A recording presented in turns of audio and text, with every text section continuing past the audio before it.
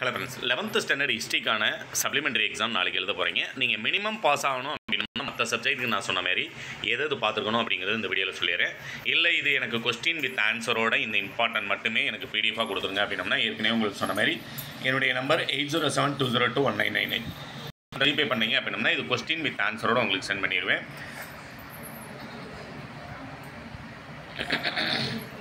ஹிஸ்ட்ரியை பொறுத்த வரைக்கும் கொஸ்டின் பேட்டர்ன் என்ன அப்படின்னா, ஏன்னா ப்ரைவேட் ஸ்டூடெண்ட்ஸ் நிறைய பேர் எழுதுறீங்க அப்படிங்கிறனால பேட்டர்ன் சொல்லிடுறேன்.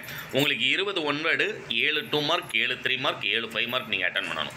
புக் பேக் 1 வேர்டு தான் உங்களுக்கு 20க்கு 20மே 19 லெசனில் இருக்கக்கூடிய புக் பேக் 1 வேர்டு மட்டும்தான் கேட்பாங்க. புக் பேக் 1 வேர்டு எல்லாத்தையும் தரவு பண்ணியிருந்தீங்க அப்படின்னா கண்டிப்பாக 20 1 வேர்டுமே உங்களால் கரெக்டாக ஆன்சர் பண்ண முடியும்.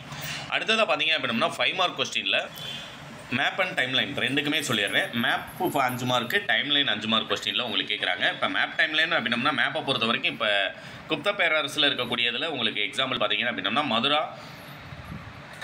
மாண்டசார், சாஞ்சி அப்படி கேட்குறாங்க அப்படின்னம்னா அது எல்லாமே மேலே இருக்கக்கூடிய அந்த தலைப்புகள் கொடுத்து தான் கேட்பாங்க. புரியுங்களா? அதுமாதிரி காஞ்சி அப்படிங்கிறது பார்த்தீங்க அப்படின்னம்னா இங்கே இருக்கக்கூடியது சோழ மண்டலத்தில் இருக்கக்கூடியது சேரர்களுடைய ஆட்சி, பல்லவர்களுடைய ஆட்சி, வங்காள விரிகுடா, இந்திய பெருங்கடல், அரபிக்கடல், இது எல்லாமே ஓரளவுக்கு நீங்கள் மார்க் பண்ண பழகி இருக்கணும்.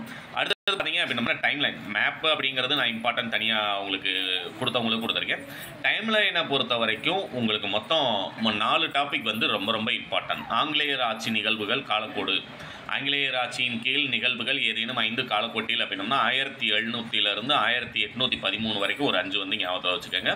இன்னொன்று இந்த 1829 ஞாபகம் வச்சிங்க அப்படின்னா வரிசையாக பார்த்தீங்க அப்படின்னா 5 ஈவெண்ட் உங்களுக்கு இங்கேயே வந்துடும் 1822 அடுத்த இரண்டாவது முக்கியமான தலைப்பு என்ன அப்படின்னு பார்த்தோம்னா சிவாஜியினுடைய ஆட்சி கால நிகழ்வுகள் 1627 சிவாஜியினுடைய பிறப்பிலிருந்து 1447 தாதாஜி கொண்டதோ மறைவு 1559 இது.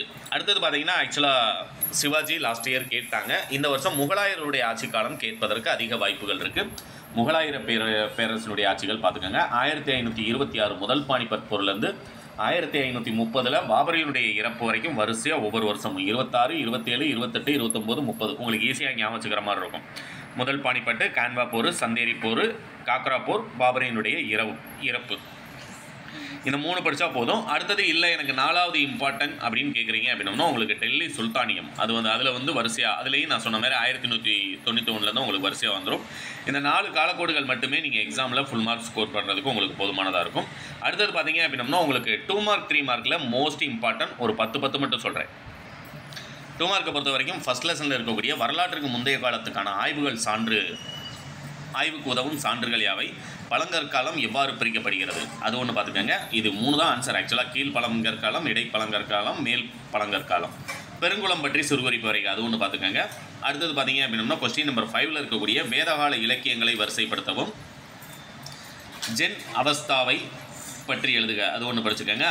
அடுத்தது பார்த்தீங்கன்னா 7ஆம் நம்பர் கொஸ்டினில் 7 8 இது ரெண்டும் இந்தியாவின் இரும்பு காலம் குறித்து நீர் அறிந்தது என்ன, மகாவீரருடைய போதனைகளினுடைய மைய கருத்து என்ன, இது 2 படிச்சுக்கோங்க. அடுத்து பார்த்தீங்க அப்படின்னா பண்டமாட்டு முறையை விளக்குக 11 இருக்கக்கூடியது. அடுத்து 12 யவன என்ற சொல்லினுடைய பொருள் என்ன அது ஒன்று படிச்சுக்கோங்க. ஹூனர் குறித்து நீங்கள் அறிவது யாது 13ல் இருக்கக்கூடியது. இது வரைக்கும் குறித்ததே, அதாவது நான் மினிமம் பாஸ் ஆகணும்னு நினைக்கிறீங்க அப்படின்னா கண்டிப்பாக நான் கொடுத்துருக்க மெட்டீரியலில் இருக்கக்கூடிய முதல் 15 2 மார்க் அட்டன் படிச்சிருந்தீங்க அப்படின்னா கண்டிப்பாக 3 2 மார்க் வரைக்கும் உங்களால் கன்ஃபார்மாக அட்டன் பண்ண முடியும். அடுத்தது பார்த்தீங்க அப்படின்னா உங்களுக்கு 3 மார்க் கொஸ்டினில் சொல்லிடுறேன். அப்படியே ஸ்க்ரோல் பண்ணிட்டு இதில் இம்பார்ட்டன்ட் சொல்லிவிட்டு அதுக்கப்புறம் 3 மார்க் சொல்கிறேன். 19ல் இருக்கக்கூடிய ஐஹோல் கல்வெட்டு குறித்து சிறுகுறிப்பு வரைக அது ஒன்று படிச்சுக்கோங்க. இதெல்லாம் படிச்சிருக்கீங்களா? ஏன்னா நாளைக்கு மார்னிங் எக்ஸாம் எழுத போகிறீங்க. லாஸ்ட் டேயில் வந்து சொல்கிறேன் அப்படின்னு நினைக்காதீங்க. ஆக்சுவலாக இம்பார்ட்டன்ட்னு நான் ஒரு மெட்டீரியல் கொடுத்துட்டேன். அதையும் சார்ட் அவுட் பண்ணி சொல்கிறோம் அப்படின்னம்னா கண்டிப்பாக எக்ஸாமில் அந்த மினிமம் பாஸ்க்கானதாக தான் இருக்கணும். அப்படிங்கிறனால தான் நான் லாஸ்ட் நைட்டில் வந்து வீடியோ போடுறது. மற்றபடி நான் கொடுத்துருக்க கேள்விகள் எல்லாத்தையும் படிச்சிங்கன்னா தாராளமாக நீங்கள் ஃபுல் மார்க்கே ஸ்கோர் பண்ணலாம். 22ல் இருக்கக்கூடிய சோழர் காலத்து இலக்கிய வரலாற்று நூல்கள் எவை, கலிங்கத்து பரணி, குலோத்துங்க சோழன் பிள்ளை தமிழ், மூவருலா இது ஒன்று படிச்சுக்கோங்க. சோழ மண்டலம் மும்முடி சோழ மண்டலம் ஏன் அழைக்கப்பட்டது ஏன் அது ஒன்று படிச்சுக்கோங்க. முதலாம் ராஜேந்திரனுக்கான பட்டங்கள் யாவை அது ஒன்று படிச்சுக்கோங்க. அடுத்தது பார்த்தீங்க அப்படின்னா அப்படி கீழே போயிடலாம். தராப்ஸ் பற்றி எழுதுக கொஸ்டின் நம்பர் 29ல் இருக்கக்கூடிய தராப்ஸ் பற்றி எழுதுக அது ஒன்று. அக்பர் பைரம் கானை எவ்வாறு கையாண்டார் அது ஒன்று இருக்கும். அடுத்தது பார்த்தீங்க அப்படின்னா கொஸ்டின் நம்பர் 35ல் இருக்கக்கூடிய அதெல்லாம் அண்டர்லைனே கொடுத்துருக்கேன் நான் ஆக்சுவலாக. மக்களிடையே பக்தி இயக்க துறவிகள் எவ்வாறு புகழ் பெற்றனர் அது ஒன்று. அடுத்து முகலாயர் காலத்தில் தமிழ் இலக்கியத்தின் வளர்ச்சி பற்றி எழுதுக அது ஒன்று. அடுத்து அப்படியே கீழே ஸ்க்ரோல் பண்ணிங்க அப்படின்னம்னா அவ்வளோதான், கடைசி கட்டத்தை எடுக்கிட்டோம். ஏன்னா 2 மார்க் கொஸ்டினில் முடிய போகுது. லாஸ்ட்டு லெசனில் இருக்கக்கூடிய இம்பார்ட்டன்ட் கொஸ்டின் மட்டும் சொல்லிடுறேன். 48ல் இருக்கக்கூடிய கான்பூர் படுகொலை அது ஒன்று படிச்சுக்கோங்க. அடுத்தது அப்படியே நம்ம 3 மார்க் கொஸ்டின் போயிடலாம். 3 மார்க்கில் பார்த்தீங்க அப்படின்னம்னா அச்சூழியன் சோஹானிய பண்பாடுகளின் கருவி செயல்பாடுகள் குறித்து எழுதுக அது ஒன்று ஃபஸ்ட்டு இருக்கக்கூடியது. அடுத்து ஹரப்பா மக்களின் நம்பிக்கைகள் பற்றி நீங்கள் அறிந்தது என்ன 3rd கொஸ்டினாக இருக்கக்கூடியது. அசோகர் கலிங்கம் மீது படையெடுத்தது பற்றி நாம் அறிவது என்ன கொஸ்டின் நம்பர் 5ல் இருக்கக்கூடியது. அதுமாதிரி சங்க காலத்தில் தமிழ் நிலத்தின் 5 திணைகள் அது ஒன்று படிச்சுக்கோங்க. கிளார் வேளிர் இருவருக்கும் உள்ள வேறுபாடுகள் யாவை, அதேமாதிரி முண்டாரிகள் இருக்கும். முற்கால ரோமானிய நாணயங்கள் கோயம்புத்தூர், ஈரோடு, சேலம், கரூர் மாவட்டங்களில் அதிகம் கிடைக்கின்றன ஏன் அது ஒன்று. 3 மார்க்கில் பொறுத்த வரைக்கும் முதல் 14 கொஸ்டின் போதுமானதாக இருக்கும். 14 படிச்சிருந்தீங்க அப்படின்னாலே நீங்கள் 3 3 மார்க் சாலிடாக அட்டன் பண்ணலாம். அதனால் அதை துறை பண்ணிக்கோங்க. அடுத்ததை பார்த்தோம் அப்படின்னம்னா நம்ம 5 மார்க் கொஸ்டின் அடுத்தது சொல்லிடலாம். இதெல்லாம் பார்த்தீங்கன்னா ரொம்ப சிம்பிள். புகழ்பெற்ற சைவ மூவர்கள் திருஞான சம்பந்தர், அப்பர், சுந்தரர். அந்தரர்னு கொடுத்தேன், ஆக்சுவலாக சுந்தரர்னு வரணும், அது மாற்றிக்கோங்க. அடுத்து ராஜராஜ சோழனின் கடல் வழி படையெடுப்புகள் குறித்து எழுதுக கொஸ்டின் நம்பர் 18ல் இருக்கக்கூடியது. ராஜேந்திர சோழன் கடாரம் கொண்டான் என அழைக்கப்படுவது ஏன் கொஸ்டின் நம்பர் 19ல் இருக்கக்கூடியது. ஆக்சுவலாக இது வரைக்கும் இருக்கக்கூடியதில் இம்பார்ட்டன்ட் சொல்லியிருக்கேன். அடுத்ததை நம்ம டேரெக்டாக லாஸ்ட்டில் இருக்கக்கூடியது போயிடலாம். இது வந்து பார்த்தீங்க அப்படின்னம்னா நாயக்கர் முறை ஒரு 4 கொஸ்டின் சொல்கிறேன், சிம்பிளாக சிங்கிள் லைனில் இருக்கக்கூடிய கொஸ்டின். நாயக்கர் முறை, தரங்கம்பாடி போர். அடுத்தது பார்த்தீங்க அப்படின்னம்னா கபூரின் போதனைகளை பற்றி விவரி. மன்சப்தாரி முறை.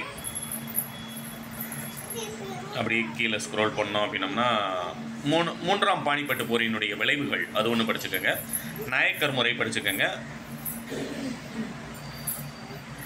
தரங்கம்பாடி ஆக்சுவலாக சொல்லிட்டேன் ஏற்கனவே. தரங்கம்பாடி, பழவேற்காடு, ஆனந்தரங்கர் நாட்குறிப்பு, இரட்டை ஆட்சி முறை. இந்த 5 படிச்சிருந்தீங்கன்னா போதும், கண்டிப்பாக நீங்கள் அட்டன் பண்ண வேண்டியதில் கொஸ்டின்ஸ் வந்துடும். ஏற்கனவே சொல்லியிருந்தேன்ல பிண்டாரிகள் மற்றும் டக்கர்கள், அதுவும் இம்பார்ட்டன்ட், அது ஒரு தடவை பார்த்துக்கோங்க. அதுக்கப்புறம் பார்த்தீங்க அப்படின்னம்னா நம்ம டேரெக்டாக 5 மார்க் கொஸ்டின் போயிடலாம். 1806ஆம் ஆண்டு வேலூர் புரட்சி. இதெல்லாம் ஆல்ரெடி 10th நீங்கள் படித்தது, அதனால் திரும்ப ஒரு தடவை ரீகால் பண்ணிக்கோங்க. கண்டிப்பாக எக்ஸாமில் கேட்குறதுக்கு வாய்ப்புகள் அதிகம் இருக்குது. அடுத்தது 5 மார்க் கொஸ்டினில் அதுமாதிரி உங்களுக்கு குறிப்பிட்டு ஒரு 4 மட்டும் சொல்கிறேன். வரலாற்று முந்தைய இந்தியா குறித்து விளக்குக கொஸ்டின் நம்பர் 1ல் இருக்கக்கூடியது அது. அடுத்து பார்த்தீங்க அப்படின்னம்னா 2nd கொஸ்டின். திட்டமிடப்பட்ட நகரங்களான ஹரப்பா, மொஹஞ்சதாரோ சிறப்புகள் அது ஒன்று. அடுத்து கொஸ்டின் நம்பர் 4ல் இருக்கக்கூடிய இந்த ஒரு கொஸ்டின், புத்தரின் எண்வழி பாதைகளை விவரி அது ஒன்று படிச்சுக்கோங்க. 4th கொஸ்டினில் இருக்கிறது. எண்வழி பாதைன்னா 8மே எழுதணும், மறந்துடாதீங்க. ஆனால் பாயிண்ட்ஸ் பெருசாக இருக்குது அப்படின்னம்னா நீங்கள் அதை என்ன செஞ்சுக்கலாம்னா சார்ட் அவுட் பண்ணிக்கலாம். அதுமாதிரி குப்தர் கால பண்டைய இந்தியாவின் பொற்காலம் விவாதிக்கவும் கொஸ்டின் நம்பர் 8ல் இருக்கக்கூடியது அது ஒன்று படிச்சுக்கோங்க. ராஷ்டிரகூடர்களின் சிறப்புகள் யாவை கொஸ்டின் நம்பர் 9ல் இருக்கக்கூடியது. ஆக்சுவலாக ராஷ்டிரகூடர்கள் அது இது வரைக்கும் நமக்கு கேட்டதே இல்லை, அதனால தான் உங்களுக்கு அது ஆன்சர் கொடுக்காம இருந்திருப்பேன். பட் இந்த வருஷம் கேட்குறதுக்கு வாய்ப்பு இருக்குது அப்படின்னா கைடு இருந்தால் ஃபாலோ பண்ணுங்கள். இல்லைன்னா அதுக்கு எதர் சாய்ஸில் உங்களுக்கு பல்லவர்களுடைய கப்பல் சார்ந்த செயல்பாடுகளை விவரி அது வந்து கேட்பாங்க, அதனால் அதை நல்லா படிச்சுக்கோங்க. அடுத்து கொஸ்டின் நம்பர் 13ல் இருக்கக்கூடியது ரொம்ப ரொம்ப இம்பார்ட்டன்ட்.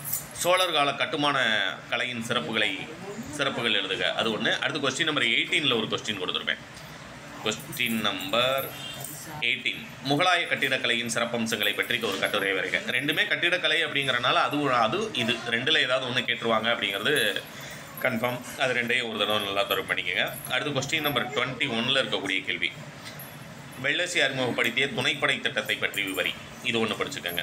இப்போ நான் சொன்ன இந்த 6-7 கேள்வி படிச்சிருந்தீங்க அப்படின்னம்னா எக்ஸாமில் நீங்கள் அட்டன் பண்ண வேண்டிய 5 மார்க் கொஸ்டினுக்கு கண்டிப்பாக 7 அப்படின்னம்னா ஒரு 3 வரைக்கும் அட்டன் பண்ணிடலாம். அடுத்து 1806ஆம் ஆண்டு வேலூர் புரட்சிக்கான காரணங்களையும் போக்கினையும் விவரிக்கவும். ஒன்று 3 மார்க்கு இல்லை 5 மார்க்கில் கேட்பாங்க, அதனால் 2க்கும் சேர்த்து படிச்சிட்டிங்க அப்படின்னம்னா ஒரு 3 மார்க் இல்லை 5 மார்க் கண்டிப்பாக உங்களால் அட்டன் பண்ண முடியும். இந்த பிடிஎஃப் உங்களுடைய ஃப்ரெண்ட்ஸ்க்கு ஷேர் பண்ணுங்கள். மினிமம் பாஸ்க்கு நீங்கள் 1 வேர்டு டைம்லைன் நான் சொன்ன மாதிரி முதல் ஒரு 10 2 மார்க்கு, 10 3 மார்க்கு, 5 மார்க்கில் முதல் 4 படிச்சிருந்தீங்கன்னா அந்த மினிமம் பாஸ் அப்படிங்கிறது உங்களுக்கு கன்ஃபார்மாக வந்துடும். All the best.